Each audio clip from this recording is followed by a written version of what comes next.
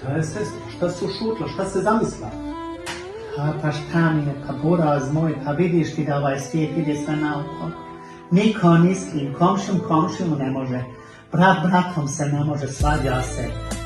Pa nema više poštovanja ni cijenjenje rodine ni ništa. Dobro, šta ćeš? Tako je izašlo sada. Nije više... Pa zašto je nas Bog dragi stvorio?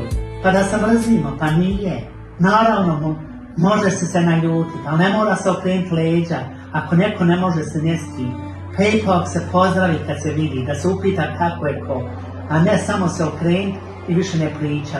Pa svi očekivaju da dođeš ti prvi, da dođeš mu na noge. A džaba tebi sve, kad druga strana Ja ne ti znam. pružaš ruku. Pa kad je Bog može, dragi, oprostiti, pa ko smo mi da mi ne možemo?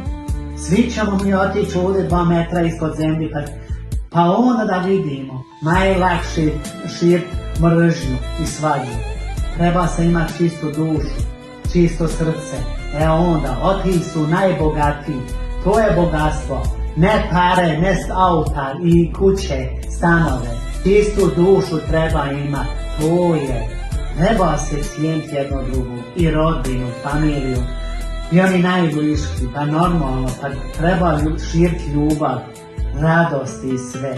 Nezavidnost i ljubomora, mržnja. Od tog nema ništa.